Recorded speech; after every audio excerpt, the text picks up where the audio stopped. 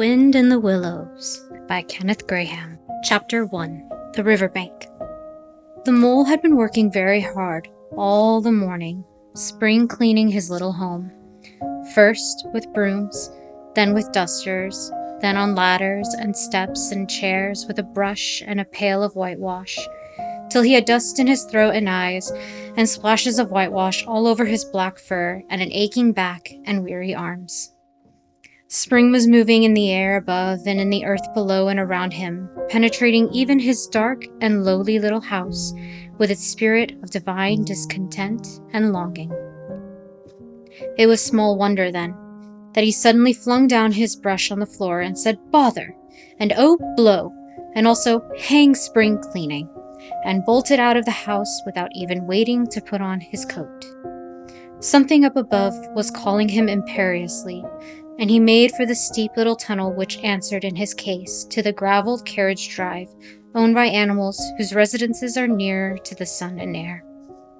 So he scraped and scratched and scrabbled and scrooged, and then he scrooged again and scraped and scratched and scraped, working busily with his little paws and muttering to himself, up we go, till at last, pop! His snout came out into the sunlight, and he found himself rolling in the warm grass of a great meadow. "This is fine," he said to himself. "This is better than whitewashing." The sunshine struck hot on his fur. Soft breezes caressed his heated brow, and after the seclusion of the cellarage he had lived in so long, the carol of happy birds fell on his dulled hearing almost like a shout.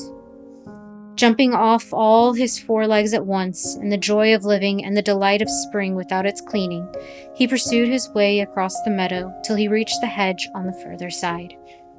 "Hold up," said an elderly rabbit at the gap. "Sixpence for the privilege of passing by the private road." He was bowled over in an instant by the impatient and contemptuous mole, who trotted along the side of the hedge, chaffing the other rabbits as they peeped hurriedly from their holes to see what the row was about. onion sauce," he remarked jeeringly, and was gone before they could think of a thoroughly satisfactory reply. Then they all started grumbling at each other. "How stupid you are! Why didn't you tell him? Well, why didn't you say? Well, you might have reminded him," and so on in the usual way. But, of course, it was then too much too late, as it always is the case. It all seemed too good to be true. Hither and thither through the meadows he rambled busily along the hedgerows, across the copses, finding everywhere birds building, flowers budding, leaves thrusting, everything happy and progressive and occupied. And instead of having an uneasy conscience pricking him and whispering, "Whitewash!" he somehow could only feel how jolly it was to be the only idle dog among all these busy citizens. After all, the best part of a holiday is perhaps not so much to be resting yourself, as to see all the other fellows busy working. He thought his happiness was complete when, as he meandered aimlessly along, he suddenly stood by the edge of a fulfed river. Never in his life had he seen a river before, this sleek, sinuous, full-bodied animal, chasing and chuckling, gripping things with a gurgle, and leaving them with a laugh, to fling itself on fresh playmates that shook themselves free and were caught and held again. All was a shake and a shiver. Glints and gleams and sparkles, rustle and swirl, chatter and bubble. The mole was bewitched, entranced, fascinated. By the side of the river he trotted as one trots when very small, by the side of a man who holds one spellbound by exciting stories. And when tired at last, he sat on the bank while the river still chattered on to him, and babbling procession of the best stories in the world, sent from the heart of the earth to be told at last to the insatiable sea. As he sat on the grass and looked across the river, a dark hole in the bank opposite, just above the water's edge, caught his eye, and dreamily he fell to considering what a nice, snug dwelling place it would make for an animal with few wants and fond of a bijou riverside residence, above flood level and remote from noise and dust. As he gazed, something bright and small seemed to twinkle down in the heart of it, vanished, then twinkled once more like a tiny star. But it could hardly be a star in such an unlikely situation, and it was too glittering and small for a glowworm. Then, as he looked, it winked at him, and so declared itself to be an eye, and a small face began gradually to grow up around it, like a frame around a picture. A brown little face with whiskers, a grave, round face with the same twinkle in its eyes that had first attracted his notice. Small, neat ears and thick, silky hair. It was the water rat. Then the two animals stood and regarded each other cautiously. "Hello, Mole," said the water rat. "Hello, Rat," said the Mole. "Would you like to come over?" inquired the rat presently. "Oh, it's all very well to talk," said the Mole rather pettishly, he being new to a river and riverside life and its ways. The rat said nothing, but stooped and unfastened a rope and hauled on it, then lightly stepped into a little boat which the Mole had not observed. It was painted blue outside and white within, and was just the size for two animals, and the Mole's whole heart went out to it at once, even though he did not yet fully understand its uses. The rat sculled smartly across and made fast. Then he held up his forepaw as the Mole stepped gingerly down. "Lean on that," he said. "Now then, step lively." And the Mole, to his surprise and rapture, found himself actually seated in the stern of a real boat. "This has been a wonderful day," he said, and the rat shoved off and took to the sculls again. "Do you know, I have never been on a boat before in my life." "What?" cried the rat, open-mouthed. "Never been in a... You never... Well, What have you been doing then?"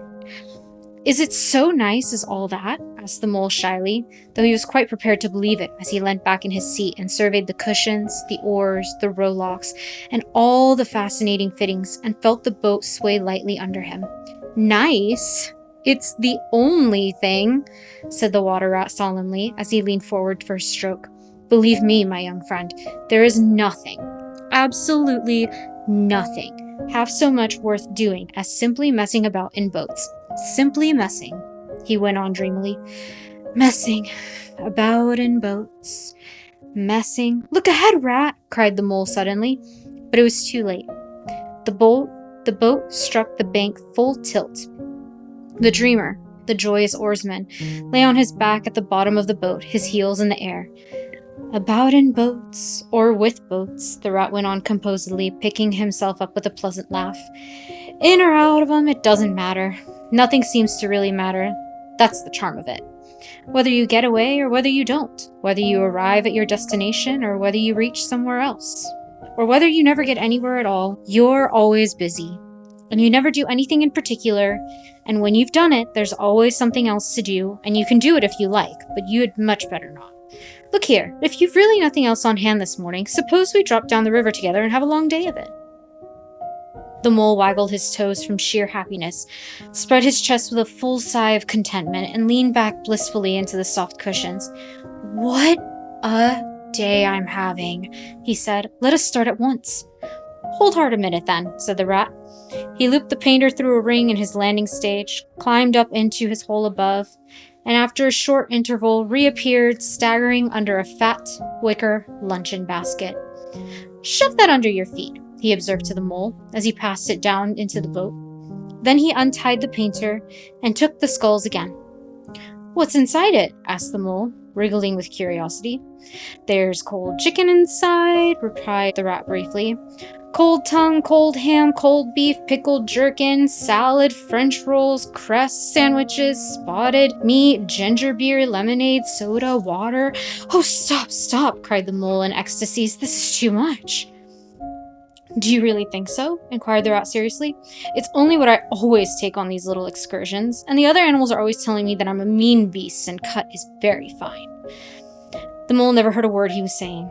Absorbed in the new life he was entering upon, intoxicated with the sparkle, the ripple, the scents, the sounds, and the sunlight, he trailed upon the water and dreamed long waking dreams. The water rat, like the good little fellow he was, sculled steadily on and forebode to disturb him. "I like your clothes awfully, old chap," he remarked after some half an hour or so had passed. "I'm going to get a black velvet smoking suit myself one day, as soon as I can afford it. "I beg your pardon," said the mole, pulling himself together with an effort. "You must think me very rude, but all this is so new to me. So this is a river." "The river," corrected the rat. "And you really live by the river? What a jolly life." "By it and with it and on it and in it," said the rat. "It's brother and sister to me, and aunts and company and food and drink and naturally washing. It's my world, and I don't want any other. What it hasn't got is not worth having, and what it doesn't know is not worth knowing. Lord, the times we've had together, whether in winter or summer, spring or autumn, it's always got its fun and its excitements. When the floods are on in February, and my cellars and basement are brimming with drink that's no good to me, and the brown water runs by my best bedroom window, or again, when it all drops away and shows patches of mud that smells like plum cake, and the rushes and weed clog the channels, and I can potter about dry shod over most of the bed of it and find fresh food to eat, and things careless people have dropped out of the boats. But isn't it a bit dull at times?" the mole ventured to ask. "Just you and the river and no one else to pass a word with?" "No one else to—" "Well, I mustn't be too hard on you," said the rat with forbearance. "You're new to it, and of course you don't know. The bank is so crowded nowadays that many people are moving away altogether. Oh no, it isn't what it used to be at all. Otters, kingfishers, dab chicks, moorhens, all of them about all day long and always wanting you to do something, as if a fellow had no business of his own to attend to." "What lies over there?" asked the mole, waving a paw towards a background of woodland that darkly framed the water meadows on the side of the river. "That? Oh, that's just the wildwood," said the rat shortly. "We don't go there very much, we riverbankers." Aren't they nice people?" asked the mole a trifle nervously. "Well," replied the rat, "let me see. The squirrels are all right, and the rabbits, some of them. But rabbits are a mixed lot. And then there's Badger, of course. He lives right in the heart of it and wouldn't live anywhere else either if you paid him to. Dear old Badger. Nobody interferes with him. They'd better not," he added significantly. "Why, who should interfere with him?" asked the mole. "Well, of course, there are others," explained the rat in a hesitating sort of way. "Weasels and stoats and foxes and so on. They're all right in a way. I'm very good friends with them, passing the time of day when we meet and all that. But they break out sometimes, there's no denying it. And then, well, you can't really trust them, and that's the fact." The mole knew well that it was quite against animal etiquette to dwell on possible trouble ahead, or even to allude to it, so he dropped the subject. "And beyond the wildwood again?" he asked. "Where it's all blue and dim and one sees what may be hills, or perhaps they mayn't, or something like the smoke of towns, or is it only cloud drifts?" "Beyond the wildwood comes the wide world," said the rat, "and that's something that doesn't matter, either to you or me. I've never been there, and I'm never going, nor you either, if you've got any sense at all. Don't ever refer to it again, please. Now then, here's our backwater at last, where we're going to lunch." Leaving the main stream, they now passed into what seemed at first sight like a little landlocked lake.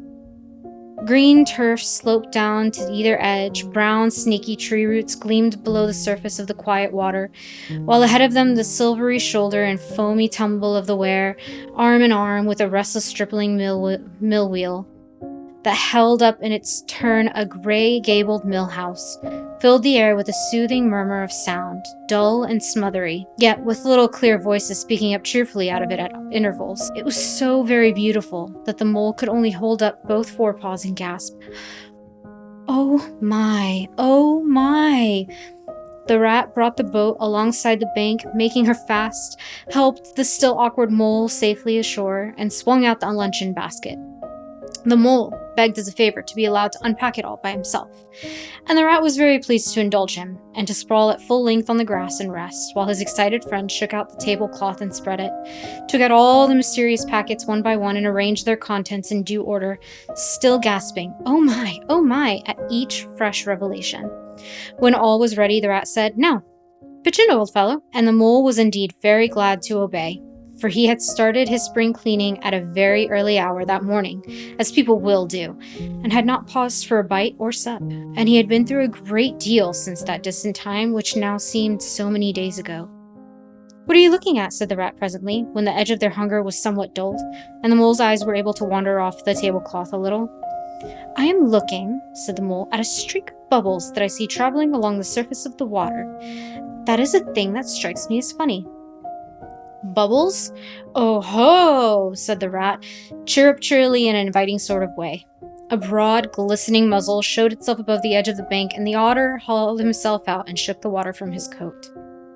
Greedy beggars, he observed, making for the provender. Why didn't you invite me, Ratty? This was an impromptu affair, explained the rat. By the way, this is my friend Mr. Mole. Proud, I'm sure, said the otter, and the two animals were friends forthwith. Such a rumpus everywhere, continued the otter. All the world seems to be out on the river today. I came up this backwater to try and get a moment's peace, and then stumbled upon you fellows. At least, I beg pardon. I don't exactly mean that, you know. There was a rustle behind them, proceeding from a hedge wherein last year's leaves still clung thick, and a stripy head with high shoulders behind it peeped forth on them. Come on, old badger, shouted the rat. The badger trotted forward a pace or two, then grunted, company, and turned his back and disappeared from view. That's just the sort of fellow he is, observed the disappointed rat. Simply hates society. Now, we shan't see any more of him today. Well, tell us, who's out on the river? Toad's out for one, replied the otter, and his brand new wager boat. New togs, new everything. The two animals looked at each other and laughed. Once it was nothing but sailing, said the rat. Then he tired of that and took to punting. Nothing would please him but to punt all day and every day, and a nice mess he made of it. Last year it was houseboating, and we all had to go and stay with him in his houseboat and pretend we liked it, and he was going to spend the rest of his life in a houseboat. It's all the same. Whatever he takes up, he gets tired of it and starts on something fresh. Such a good fellow, too, remarked the otter reflectively, but no stability, especially on a boat. From where they sat, they could get a glimpse of the main stream across the island that separated them, and just then a wager boat flashed into view.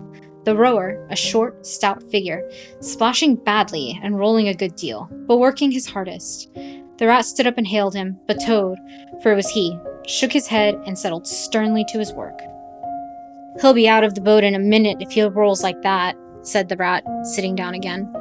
Of course he will, chuckled the otter. Did I ever tell you that good story about Toad and the lockkeeper? It happened this way. Toad, an errant mayfly, swerved unsteadily athwart the current in the intoxicated fashion, affected by young bloods of mayflies seeing life. A swirl of water and a kloop, and the mayfly was visible no more. Neither was the otter. The mole looked down. The voice was still in his ears, but the turf whereon he was sprawled was clearly vacant. Not an otter to be seen, as far as the distant horizon. But again there was a streak of bubbles on the surface of the river. The rat hummed a tune, and the mole recollected that animal etiquette forbade any sort of comment on the sudden disappearance of one's friends at any moment, for any reason, or no reason whatsoever. Well, well, said the rat, I suppose we ought to be moving. I wonder which of us had better pack the luncheon basket. He didn't speak as if he was frightfully eager to treat. Oh, please let me, said the mole. So, of course, the rat let him. Packing the basket was not quite such pleasant work as unpacking the basket. It never is. But the mole was bent on enjoying everything, and although, just when he had gotten the basket packed and strapped tightly, he saw a plate staring at him from the grass, and when the job had been done again, the rat pointed out a fork which anybody ought to have seen, and last of all, behold!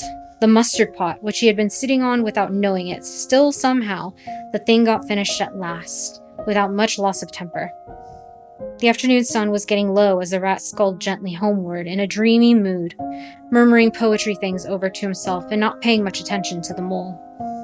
But the mole was very full of lunch and self-satisfaction and pride, and already quite at home in a boat, so he thought, and was getting a bit restless besides, and presently he said, Ratty, please, I want to row. The rat shook his head with a smile. Not yet, my young friend, he said. Wait till you've had a few lessons. It's not as easy as it looks. The mole was quiet for a minute or two, but he began to feel more and more jealous of the rat, sculling so strongly and so easily along, and his pride began to whisper that he could do it every bit as well.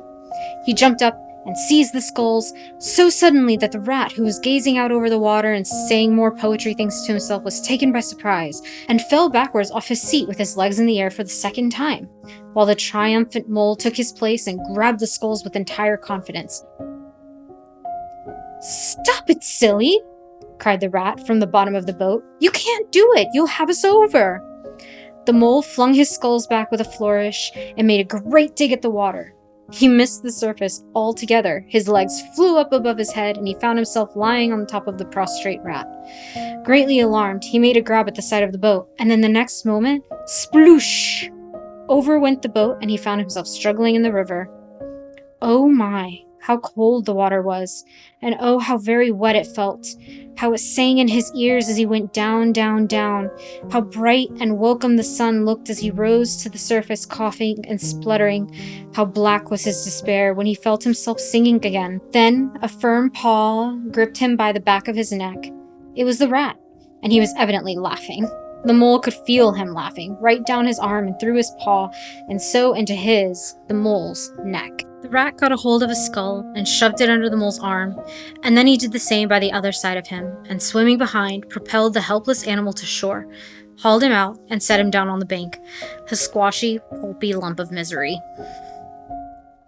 When the rat had rubbed him down a bit and wrung some of the wet out of him, he said, "Now then, old fellow, trot up and down the towing path as hard as you can till you're warm and dry again, while I dive for the luncheon basket." So the dismal mole, wet without and ashamed within, trotted about till he was fairly dry, while the rat plunged into the water again, recovered the boat, righted her and made her fast, fetched his floating property by the shore by degrees, and finally dived successfully for the luncheon basket and struggled to land with it. When all was ready for a start once more, the mole, limp and dejected, took his seat in the stern of the boat, and as they set off, he said in a low voice, broken with emotion, "Ratty, my generous friend, I'm very sorry indeed for my foolish and ungrateful conduct. My heart quite fails me when I think how I might have lost that beautiful luncheon basket. Indeed, I have been completely silly, and I know it. Will you overlook it this once and forgive me, and let things go on as before?" "That's all right, bless you," responded the rat cheerily. "What's a little wet to a water rat? I'm more in the water than out of it most days. Don't you think any more about it, and look here. I really think you had better come and stop with me for a little time. It's very plain and rough, you know, not like Toad's house at all, but you haven't seen that yet, still. I can make you comfortable, and I'll teach you to row and to swim, and you'll soon be as handy on the water as any of us." The mole was so touched by his kind manner of speaking that he could not find a voice to answer him, and he had to brush away a tear or two with the back of his paw. But the rat kindly looked in another direction, and presently the mole's spirits revived again, and he was even able to give some straight back talk to a couple of moor hens who were sniggering to each other about his bedraggled appearance. When they got home, the rat made a bright fire in the parlor, and planted the mole in the armchair in front of it, having fetched down a dressing gown and slippers for him, and told him river stories till supper time. Very thrilling stories they were, too, to an earth-dwelling animal like mole. Stories about wares and sudden floods and leaping pike and steamers that flung hard bottles. At least bottles were certainly flung and from steamers, so presumably by them. And about herons and how particular they were whom they spoke to, and about adventures down drains and night fishings with otters, or excursions far afield with badger. Supper was a most cheerful meal, but very shortly afterwards a terribly sleepy mole had to be escorted upstairs by his considerate host to the best bedroom, where he soon laid his head on his pillow in great peace and contentment, knowing that his newfound friend, the river, was lapping at the sill of the window. This day was only the first of many similar for the emancipated mole, each of them longer and full of interest as the ripening summer moved onward. He learned to swim and to row. He entered into the joy of running water, and with his ear to the reed stems he caught, at intervals, something of what the wind went whispering so constantly among them.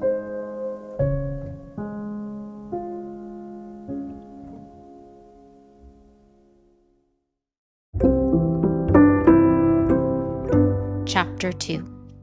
The Open Road. "Ratty," said the mole suddenly, one bright summer morning, "if you please, I want to ask you a favor."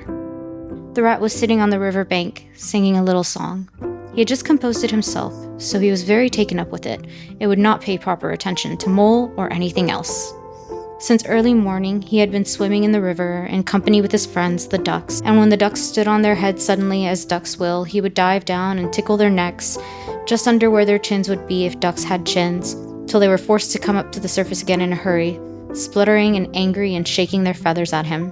for it was impossible to say quite all you feel when your head is underwater. At last, they implored him to go away and attend to his own affairs and leave them to mind theirs.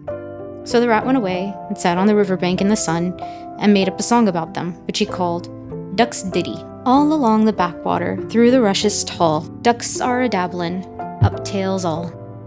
Ducks' tails, drakes' tails, yellow feet a-quiver, yellow bills out of sight, busy in the river. Slushy green undergrowth, where the roach swim, here we keep our larder, cool and full and dim. Everyone for what he likes, we like to be, heads down, tails up, dabbling free.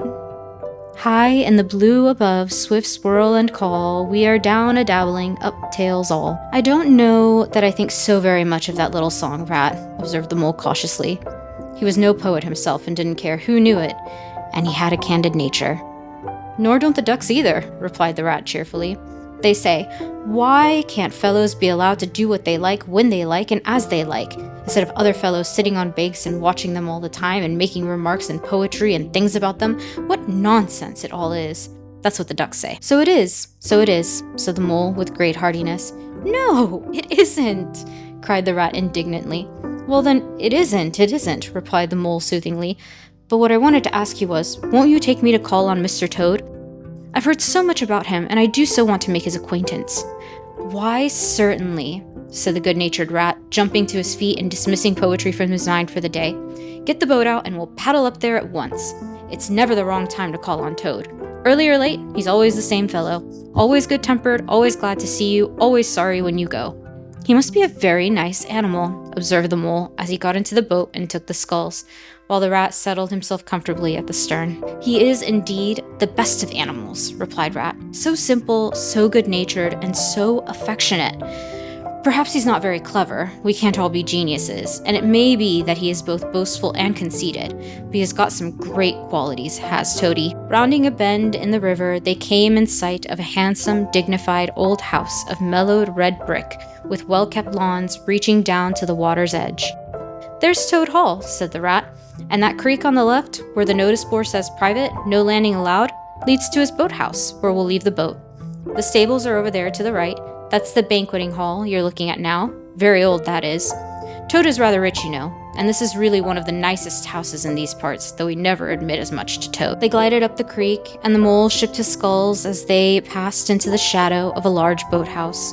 Here they saw many handsome boats, slung from the crossbeams or hauled up on a slip, but none in the water, and the place had an unused and deserted air. The rat looked around him. I understand, he said. Boating is played out. He's tired of it and done with it. I wonder what new fad he's taken up now. Come along and let's look him up. We shall hear all about it quite soon enough. They disembarked and strolled across the gay, flower-decked lawns in search of Toad, whom they presently happened upon resting in a wicker garden chair, with a preoccupied expression and a large map spread out on his knees. Hooray! He cried, jumping up on seeing them. This is splendid! He shook the paws of both of them warmly, never waiting for an introduction to the mole. How kind of you, he went on, dancing around them. I was just going to send a boat down the river for you, Ratty, with strict orders that you were to be fetched up here at once. Whatever you were doing, I want you badly, both of you. Now, what will you take? Come inside and have something. You don't know how lucky it is you're turning up just now. Let's sit quiet a bit, Toady, said the rat, throwing himself into an easy chair, while the mole took another by the side of him and made some civil remark about Toad's delightful residence. Finest house on the whole river, cried Toad boisterously, or anywhere else for that matter. He couldn't help adding. Here, the rat nudged the mole. Unfortunately, the Toad saw him do it and turned very red. There was a moment's painful silence, and then Toad burst out laughing. All right, Ratty, he said, it's only my way, you know, and it's not such a very bad house, is it? You know you rather like it yourself. Now look here, let's be sensible. You are the very animals I wanted. You've got to help me. It's most important. It's about your rowing, I suppose, said the rat with an innocent air. You're getting on fairly well, though you splash a good bit still. With a great deal of patience and any quantity of coaching, you may— Oh, pooh! Boating, interrupted the Toad in great disgust. Silly boyish amusement. I've given that up long ago. Sheer waste of time, that's what it is. It makes me downright sorry to see you fellows who ought to know better, spending all your energies in that aimless manner. No, I've discovered the real thing. The only genuine occupation for a lifetime. I propose to devote the remainder of mine to it and can only regret the wasted years that lay behind me, squandered in trivialities. Come with me, 𝓟𝓪𝓷𝓰, and your amiable friend also, if he will be so very good. Just as far as the stable yard, and you shall see what you shall see." He led the way to the stable yard accordingly, the rat following with a most mistrustful expression, and there, drawn out of the coach house into the open, they saw a gypsy carriage. Shining with newness, painted a canary yellow, picked out with green and red wheels. "There you are," cried the toad, straddling and expanding himself. "There's real life for you, embodied in that little cart. The open road, the dusty highway, the heath, the common, the hedgerows, the rolling downs, camps, villages, towns, cities. Here today, up and off to somewhere else tomorrow. Travel, change, interest, excitement. The whole world before you, and a horizon that's always changing. And mind, this is the very finest cart of its sort that was ever built, without any exception. Come inside and look at the arrangements. Planned them all myself, I did." The mole was tremendously interested and excited, and followed him eagerly up the steps and into the interior of the caravan. The rat only snorted and thrust his hands deep into his pockets, remaining where he was. It was indeed very compact and comfortable. Little sleeping bunks, a little table that folded up against the wall, a cooking stove, lockers, bookshelves, a bird cage with a bird in it, and pots, pans, jugs, and kettles of every size and variety. "All complete," said the toad triumphantly, opening a locker. "You see? Biscuits, potted lobster, sardines, everything you could possibly want. Soda water here, baccy there, letter paper, bacon, jam, cards, and dominoes. You'll find," he continued as they descended the steps again, "you'll find that nothing whatever has been forgotten when we make our start this afternoon." "I beg your pardon," said the rat slowly as he chewed a straw, "but did I overhear you say something about we and start and this afternoon?" "Now, you dear good old ratty," said Toad imploringly, "don't begin talking in that stiff and sniffy sort of way, because you know you've got to come. I can't possibly manage without you, so please consider it settled and don't argue. It's the one thing I can't stand. You surely don't mean to stick to your dull, fusty old river all your life and just live in a hole in a bank in a boat. I want to show you the world. I'm going to make an animal of you, my boy." "I don't care," said the rat doggedly. "I'm not coming, and that's flat, and I am going to stick to my old river and live in a hole and a boat as I've always done. And what's more, Mole's going to stick with me and do as I do. Aren't you, Mole?" "Of course I am," said the mole loyally. "I'll always stick to you, rat, and what you say is to be has got to be. All the same, it sounds as if it might have been, well, rather fun, you know," he added wistfully. Poor Mole, the life adventurous was so new a thing to him and so thrilling, and this fresh aspect of it was so tempting. He had fallen in love at first sight with the canary-colored cart and all its fitments. The rat saw what was passing in his mind and wavered. He hated disappointing people, and he was fond of Mole, and would do almost anything to oblige him. Toad was watching both of them closely. "Come along in and have some lunch," he said diplomatically, "and we'll talk it over. We needn't decide anything in a hurry. Of course, I don't really care. I only want to give pleasure to you fellows. Live for others. That's my motto in life." During luncheon, which was excellent, of course, as everything at Toad Hall always was, the toad simply let himself go. Disregarding the rat, he proceeded to play upon the inexperienced mole as on a harp. Naturally a voluble animal, and always mastered by his imagination, he painted the prospects of the trip and the joys of open life and the roadside in such glowing colors that the mole could hardly sit in his chair for excitement. Somehow, it soon seemed taken for granted by all three of them that the trip was a settled thing, and the rat, though still unconvinced in his mind, allowed his good nature to override his personal objections. He could not bear to disappoint his two friends, who were already deep in schemes and anticipations, planning out each day's separate occupation for several weeks ahead. When they were quite ready, the now triumphant Toad led his companions to the paddock and set them to capture his old gray horse, who, without having been consulted, and to his own extreme annoyance, had been told off by Toad for the dustiest job in the dusty expedition. He frankly preferred the paddock, and took a deal of catching. Meanwhile, Toad packed the lockers still tighter with necessaries and hung nose bags, nets of onions, bundles of hay, and baskets from the bottom of the cart. At last the horse was caught and harnessed, and they set off, all talking at once, each animal either trudging by the side of the cart or sitting in the shaft, as the humor took him. It was a golden afternoon. The smell of the dust they kicked up was rich and satisfying, and out of the thick orchards on either side of the road, birds called and whistled to them cheerily, good-natured wayfarers passing them, giving them good day, or stopped to say nice things about their beautiful cart, and rabbits, sitting at their front doors in the hedgerows, held up their forepaws and said, "Oh my, oh my, oh my." Late in the evening, tired and happy and miles from home, they drew up on a remote common far from habitations, turned the horse loose to graze, and ate their simple supper sitting on the grass by the side of the cart.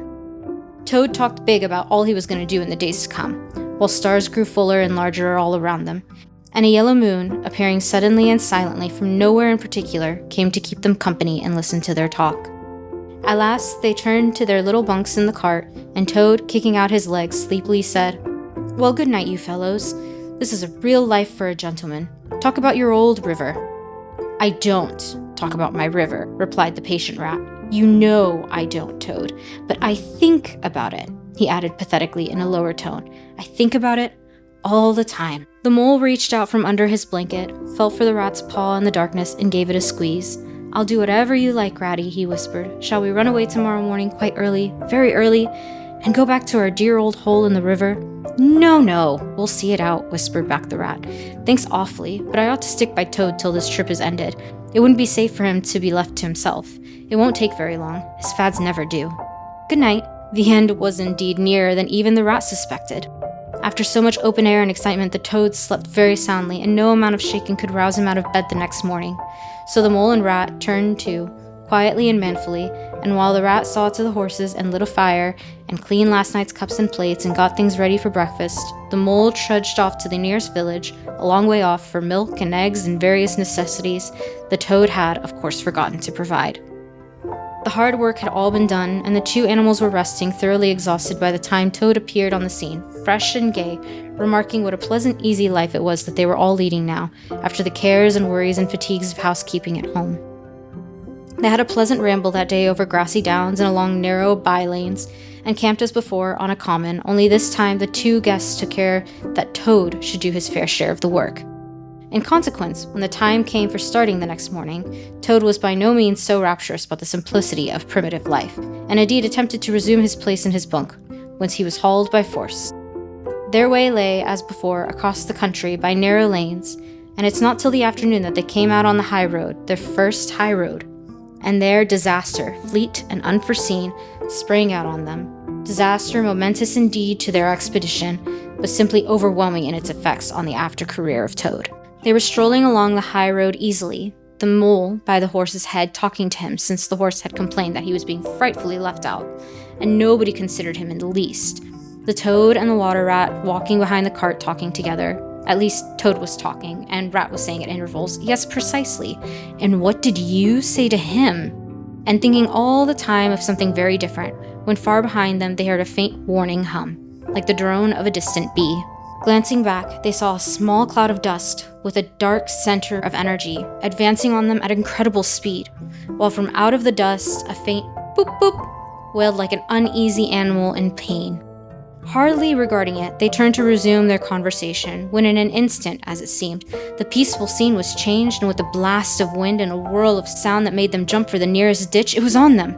The poop poop rang with a brazen shout in their ears. They had a moment's glimpse of an interior of glittering plate glass and rich morocco, and the magnificent motor car, immense, breath-snatching, passionate, with its pilot tense and hugging his wheel, possessed all earth and air for the fraction of a second, flung an enveloping cloud of dust that blinded and enwrapped them utterly, and then dwindled to a speck in the far distance, changed back into a droning bee once more. The old gray horse, dreaming, as he plodded along of his quiet paddock, in a new raw situation such as this, simply abandoned himself to his natural emotions.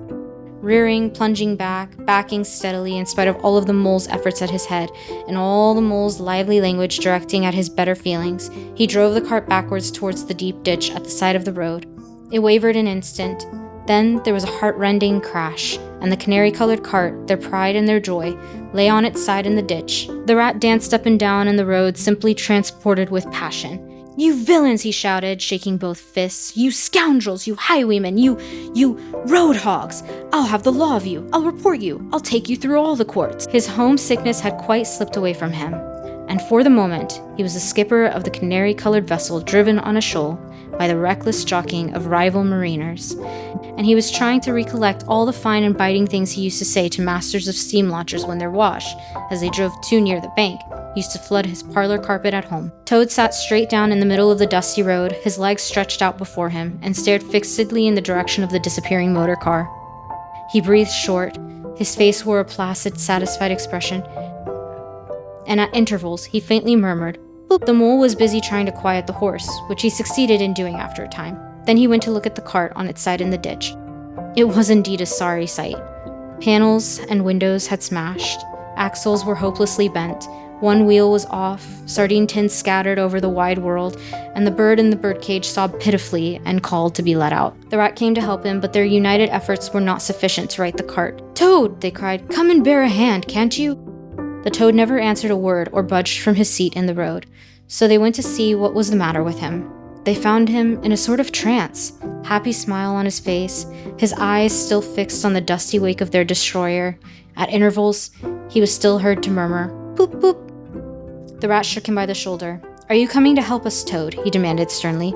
"Glorious, stirring sight," murmured Toad, never offering to move. "Poetry of motion, the real way to travel, the only way to travel, here today, in next week tomorrow. Villages skipped, towns and cities jumped, always somebody else's horizon. Oh bliss, oh poop poop, oh my, oh my. Oh stop being silly, Toad," cried the mole despairingly. "And to think I never knew," went on the toad in a dreamy monotone. "All those wasted years that lie behind me, I never knew, never even dreamt. But now that I know, now that I fully realize, what a flowery track lies spread before me henceforth, what dust clouds shall spring up behind me as I speed on my reckless way, what carts I shall fling carelessly into the ditch in the wake of my magnificent onset. Horrid little carts, common carts, canary-colored carts." "What are we to do with him?" asked the mole of the water rat.